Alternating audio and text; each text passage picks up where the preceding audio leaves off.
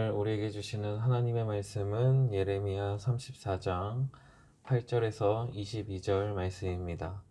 예레미야 34장 8절에서 22절 말씀 함께 읽겠습니다.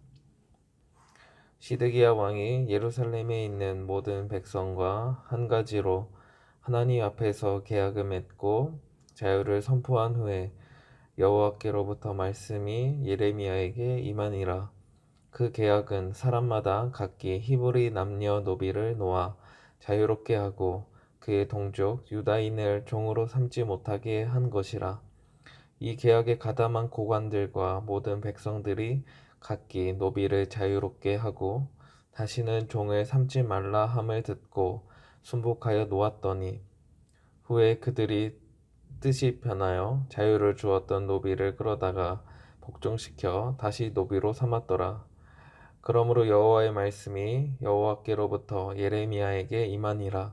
이르시되 이스라엘 하나님 여호와께서 이와 같이 말씀하시느니라.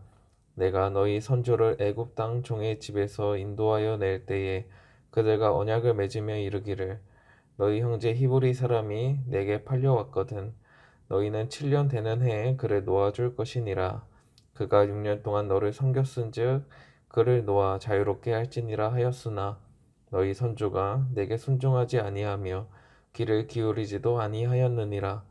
그러나 너희는 이제 돌이켜 내 눈 앞에 바른 일을 행하여 각기 이웃에게 자유를 선포하되 내 이름으로 일컬음을 받는 집에서 내 앞에서 계약을 맺었거늘 너희가 돌이켜 내 이름을 더럽히고 각기 놓아 그들의 마음대로 자유롭게 하였던 노비를 끌어다가 다시 너희에게 복종시켜 너희의 노비로 삼았도다. 그러므로 여호와께서 이와 같이 말씀하시느니라. 너희가 나에게 순종하지 아니하고 각기 형제와 이웃에게 자유를 선포한 것을 실행하지 아니하였은즉 내가 너희를 대적하여 칼과 전염병과 기근에게 자유를 주리라. 여호와의 말씀이니라. 내가 너희를 세계 여러 나라 가운데 흩어지게 할 것이며 송아지를 둘로 쪼개고 그 두 조각 사이로 지나매 내 앞에 언약을 맺었으나 그 말을 실행하지 아니하여 내 계약을 어긴 그들을 곧 송아지 두 조각 사이로 지난 유다 고관들과 예루살렘 고관들과 내시들과 제사장들과 이 땅 모든 백성을 내가 그들의 원수의 손과 그들의 생명을 찾는 자의 손에 넘기리니 그들의 시체가 공중의 새와 땅의 짐승의 먹이가 될 것이며 또 내가 유다의 시드기야 왕과 그의 고관들을 그의 원수의 손과 그의 생명을 찾는 자의 손과 너희에게서 떠나간 바벨론 왕의 군대의 손에 넘기리라. 여호와의 말씀이니라. 보라, 내가 그들에게 명령하여 이 성읍에 다시 오게 하리니 그들이 이 성을 쳐서 빼앗아 불사를 것이라. 내가 유다의 성읍들을 주민이 없어 처참한 황무지가 되게 하리라.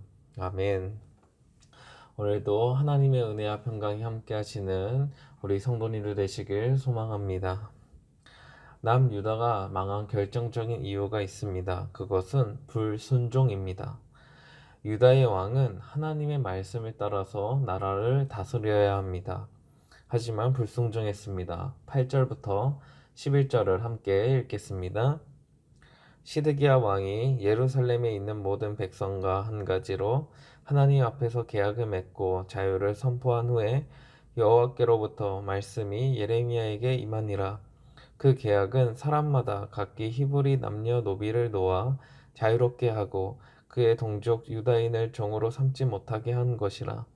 이 계약에 가담한 고관들과 모든 백성이 각기 노비를 자유롭게 하고 다시는 종을 삼지 말라 함을 듣고 순복하여 놓았더니 후에 그들의 뜻이 변하여 자유를 주었던 노비를 끌어다가 복종시켜 다시 노비로 삼았더라. 남유다의 마지막 왕 시드기야는 하나님과 계약, 즉 언약을 맺었습니다. 노비를 놓아주고 자유롭게 해주고 동족을 다시 종으로 삼지 못하게 하는 것입니다. 그래서 왕을 비롯한 고관들과 모든 백성들은 그 언약대로 노비를 풀어주고 자유롭게 해주었습니다.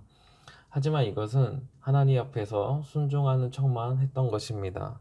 다시금 마음이 변해 그들을 다시 잡아다가 노비로 삼았던 것입니다. 이것은 마치 과거에 애굽에서 이스라엘 백성들이 출애굽하게 되었을 때 바로 왕이 그 이스라엘 백성들의 빈자리가 그 노동을 감당했던 그 자리가 너무나 커서 다시 마음이 강팍하게 변해서 이스라엘 백성들을 다시 잡아오려고 했던 것과 같습니다. 이러한 잘못된 행동을 이제는 남유다의 왕과 백성들이 행했던 것입니다. 이처럼 인간의 욕심은 끝이 없고 잘못된 생각과 잘못된 행동을 하게 만듭니다. 이에 하나님께서 말씀하십니다. 13절과 14절을 함께 읽겠습니다. 이스라엘 하나님 여호와께서 이와 같이 말씀하시느니라. 내가 너희 선조를 애굽 땅 종의 집에서 인도하여 낼 때에 그들과 언약을 맺으며 이르기를 너희 형제 히브리 사람이 내게 팔려왔거든. 너희는 7년 되는 해에 그를 놓아 줄 것이니라. 그가 6년 동안 너를 섬겼은즉 그를 놓아 자유롭게 할지니라 하였으나 너희 선조가 내게 순종하지 아니하며 귀를 기울이지도 아니하였느니라. 하나님께서는 과거 시내산에서 맺은 언약을 말씀하십니다. 노비로 6년간 섬겼으면 7년이 되는 해에 놓아주라고 말씀하셨습니다. 여러 가지 사정에 의해서 빚 때문에 노비가 돼야 되는 그러한 사람들이 있었습니다. 7년째 다시 회복시켜 주어서 살아갈 수 있는 기회를 주었습니다. 희년이 되면 원래 분배받았던 땅으로 돌아가게 되듯이 7년이 되면 노비로 살아갔던 사람들이 다시금 회복할 수 있었던 것입니다. 이를 통해서 하나님께서는 빈부격차를 해소할 수 있는 기회를 주셨고 또 같은 민족끼리 이렇게 종으로 삼는 이러한 일을 하지 못하도록 금하셨던 것입니다. 한 민족이 함께 잘 살아갈 수 있는 제도였습니다. 그러나 그 사람들은 선조 시대 때부터 과거 때부터 6년이 지나고 7년이 되는 해가 되어도 노비로 풀어주지 않았던 것입니다. 이에 하나님께서는 노비로 풀어주라고 말씀하셨고 하지만 남유다와 모든 백성들은 순종하는 척만 했을 뿐 다시 노비로 사로잡고 말았습니다. 이러한 모습을 보신 하나님께서는 징계하시겠다고 말씀하십니다. 17절을 함께 읽겠습니다.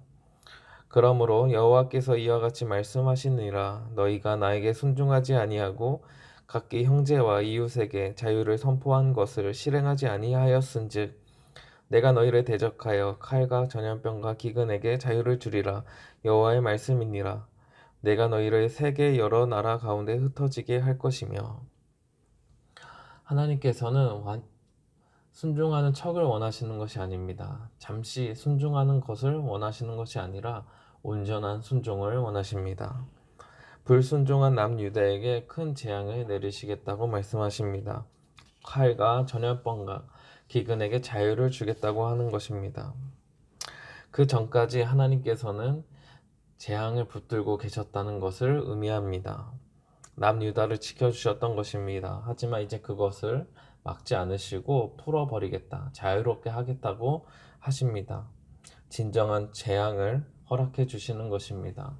남유다는 자유를 허락하지 않았지만 하나님께서는 이에 대한 벌로 큰 재앙을 풀어버리겠다고 하십니다.